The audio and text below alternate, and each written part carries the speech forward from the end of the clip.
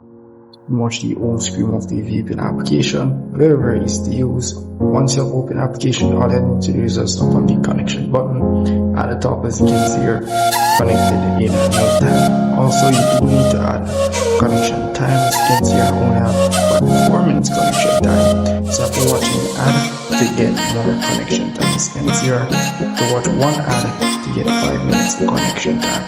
So at the top here, be able to tap on this here to select few servers that they have. Not more servers, as you can see here, there's 5 servers that they have on this application. So very easy application to use. You can check your location, there's the speed of the connection as well, see how fast it is, as you can see here. Then also look at the Wi-Fi connection, there's the Wi-Fi here as well, as you can see. So nothing much, but it's very easy to use. I'm going to disconnect this computer, just tap on this here, and you're pretty much good to go. So if I missed anything at all in this tutorial, comment below, let me know.